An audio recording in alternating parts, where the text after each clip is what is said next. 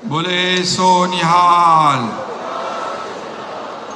वाहेगुरु जी का खालसा, वाहेगुरु जी के फतेह। गुरु साहेब के चरणों में कोटी कोटी नमन करता हूं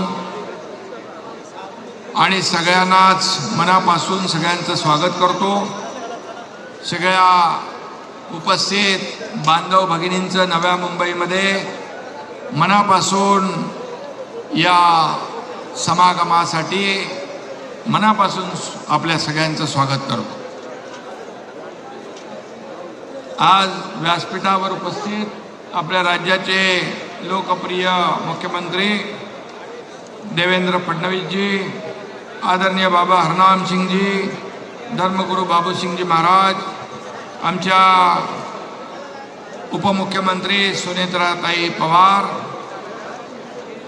महंत रघुमणी जी, मंत्री गिरीश महाजन जी, गणेश नायक जी, संजय राठौड़ जी, आशीष शेलार जी, मंगल प्रभात लोढ़ा जी, रविंद्र चौहान, प्रदेशाध्यक्ष माधुरीताई मिसाळ, प्रशांत ठाकुर, महेश बालदी, मंदाताई म्हात्रे, कुमार ऐलानी, विक्रांत पाटील, नवनीत राणा, रितू तावडे, आपल्या मुंबईच्या महापौर, सर्व संत महंत, सर्व लोकप्रतिनिधी आणि प्रशासकीय अधिकारी, सर्व समाज बांधव भगिनी,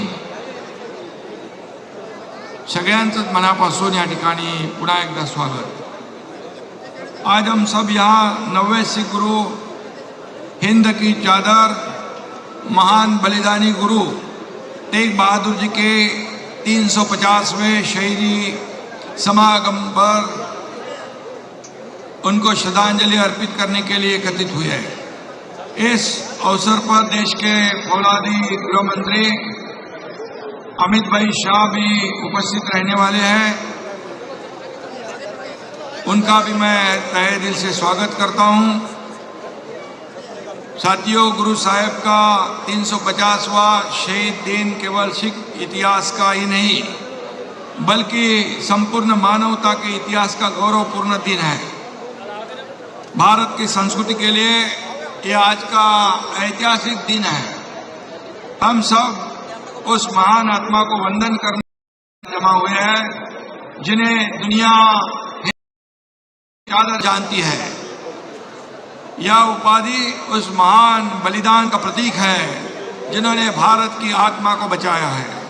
17वीं शताब्दी में जब अन्याय और धार्मिक कट्टरता चरम सीमा पर थी, जब मुगल बादशाह औरंगजेब के शासनकाल में धार्मिक अत्याचार बढ़े, जब कश्मीरी पंडितों पर जबरन धर्म परिवर्तन का दबाव डाला गया, तब वे सहायता के लिए गुरु साहिब के पास आए। उस समय गुरु तेग बहादुर जी ने मानवाधिकार और धार्मिक स्वतंत्रता की रक्षा के लिए अपना सर्वोच्च बलिदान देने का निश्चय किया। उन्होंने औरंगजेब की क्रूर सत्ता को चुनौती दी। उस समय उन्होंने जो निर्णय लिया वह इतिहास में अमर हो गया। उनके पास न कोई सेना थी, न कोई ताज था, न कोई खजाना था, फिर भी उनके पास एक चीज थी, वो थी अटूट साहस, अटल सत्य और असीम करुणा। उन्होंने कहा था, मैं न अपना धर्म छोड़ सकता हूं, न किसी को अपना धर्म छोड़ने दूंगा। शीश कटा सकते हैं लेकिन शीश झुका सकते नहीं।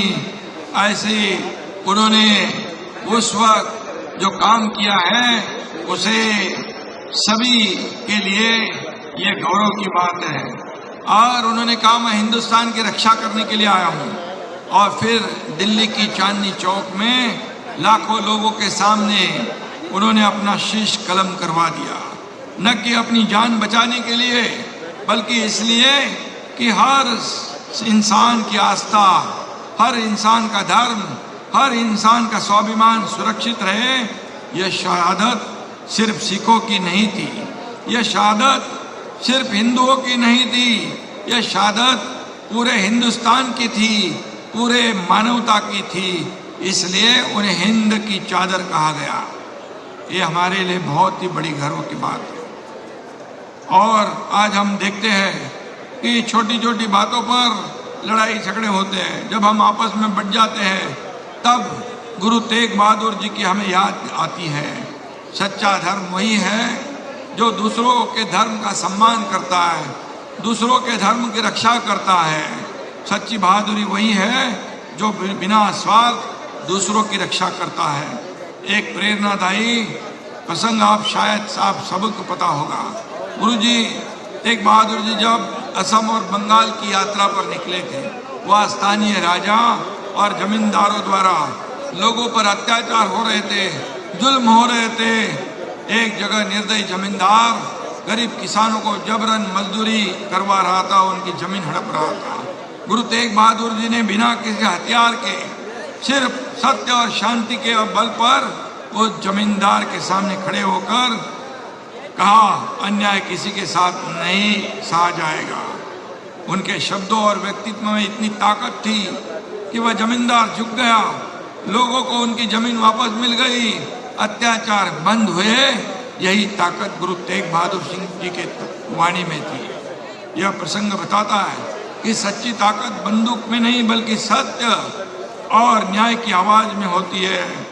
गुरु तेग बहादुर जी ने साबित किया कि एक अकेला इंसान भी अगर सत्य पर अड़िग हो तो सब अन्याय को, पूरे अत्याचार को रोक सकता है। गुरु तेग बहादुर जी के इस विचारों को जन जन तक पहुंचाने के लिए हमारी महायुति सरकार पूरे प्रतिबद्ध है। हमने सरकार ने ये ऐसे डिजिटल कई रथ गांव-गांव में जाकर जन जागरण करेंगे। हमारे गुरु तेग बहादुर जी का जो काम है उसको पूरे दुनिया में, हमारे महाराष्ट्र में जन जन तक पहुंचाएंगे। इस माध्यम से हम सिंधी, बंजारा, वाल्मीकि, लबाना और शिकलगार जैसे कई अन्य भी समाज को एक सूत्र में पिरोने का काम कर रहे हैं। और इसलिए भाइयों और बहनों, महाराष्ट्र और पंजाब का गहरा रिश्ता है। नांदेड़ की धरती को सिखों के 10वें गुरु गोविंद सिंह जी ने अपनी कर्म भूमि बनाया है।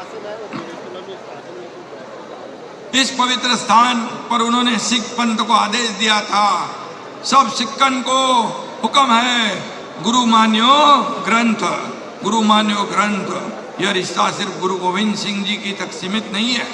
महाराष्ट्र के संत नामदेव महाराज ने भागवत धर्म की पताका पंजाब तक फहराई।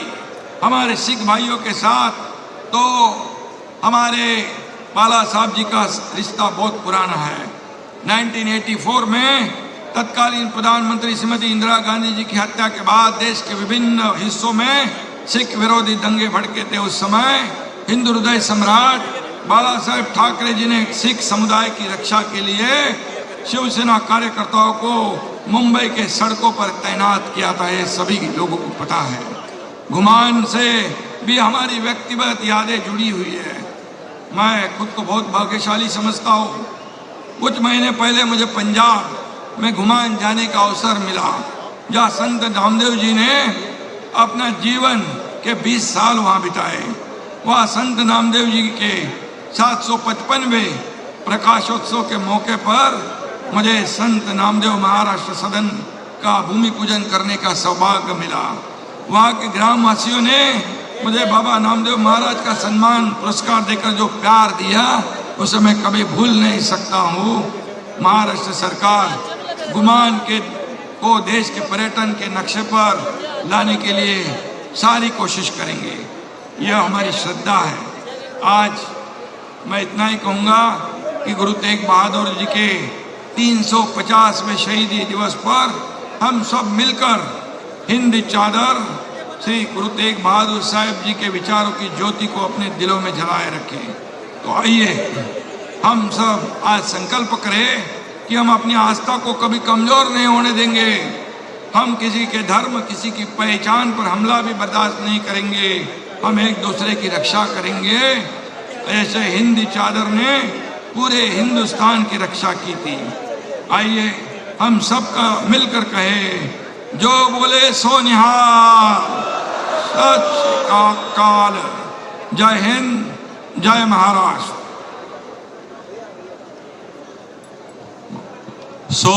सभी जो इस संगत में मौजूद हैं, जिनको हमारे बहुत